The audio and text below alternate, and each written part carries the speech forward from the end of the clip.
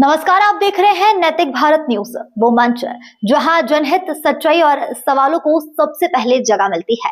मैं हूं साक्षी और अब शुरुआत करते हैं इस वक्त की सबसे बड़ी और अहम खबरों के साथ। उल्लासनगर के फीनस चौक पर भव्य टर्निंग पॉइंट सैलून का उद्घाटन।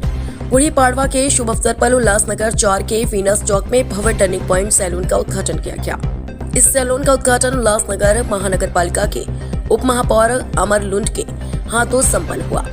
उल्लासनगर शहर के उद्योगपति एवं शिवसेना शहर पदाधिकारी सुशील पवार और उनके छोटे भाई सुनील पवार द्वारा शुरू किए गए इस सैलून का उद्घाटन बड़े ही भव्य तरीके से किया गया। आधुनिक सुविधाओं से सुसज्जित इस शानदार सैलून के शुरू होने से अब उल्लासनगर के नागरिकों को इसका सीधा लाभ मिलेगा। पहले ऐसी अत्याधुनिक सुविधाओं वाले सैलून के लिए लोगों को ठाणे जाना पड़ता था, लेकिन अब सभी सुविधाएं उल्लासनगर में ही उपलब्ध हो गई हैं। इस उद्घाटन समारोह में शिवसेना शिंदे गुट के महानगर प्रमुख एवं नगर सेवक राजेंद्र चौधरी, नगर सेवक प्रदीप गोडसे, जम्मू पुरुषवाणी नगर सेविका ज्योत्सना जाधव, कांता ताई पवार, युवा प्रमुख अनिल मराठे सहित कई गणमान्य व्यक्तियों ने उपस्थित होकर सैलून के उज्जवल भविष्य के लिए शुभकामनाएं दी। प्रतिनिधि कृष्णा महाले, नैतिक भारत न्यूज, उल्लासनगर से।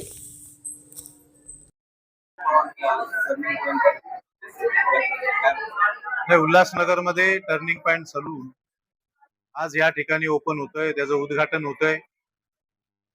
त्या सलून उघडण्यासाठी सुशील पवार, सुनील पवार आणि त्यांचा मित्र परिवार यांनी एक मोठं धाडस केलेलं आहे। मुंबईनंतर, ठाण्यानंतर उल्हासनगर मध्ये एवढं भव्य दिव्य सलून या उल्हासनगर मध्ये होतंय आणि ह्या दोघांनी जे पावलं पुढे टाकलेले आहेत आणि आज गुढीपाडव्याच्या निमित्तानं हे शुभ सलूनचं उद्घाटन होतंय। मी सुशील पवार, सुनील पवार आणि त्यांच्या मित्र परिवाराला शुभेच्छा देतो। आज उल्हासनगरला टर्निंग पॉइंट नावाने सलून चालू केलंय। उद्या अंबरनाथ मध्ये त्यांचं पुढचा सलून सुरू व्हावं, नंतर बदलापूर असं त्यांचं भव्य दिव्य सलून असं त्यांचं हे वाढत जावं अशी गुढीपाडव्यानिमित्त त्यांना शुभेच्छा देतो। धन्यवाद। पुन्हा एकदा ते सेकंड ओपन झालेलं आहे आणि या प्रसंगी आलेले आमचे सगळे पाहुणे आणि 14 वर्ष आधीच चौधरी साहेबांनीच तिकडे सलून उघडलेलं, आता दुसरं आमचं सलून आणि बाकीचे ब्रँचेस हॉटेलचे सगळे साहेब, बाकी जेवढे आमचे वरिष्ठांचे सगळे आलेले।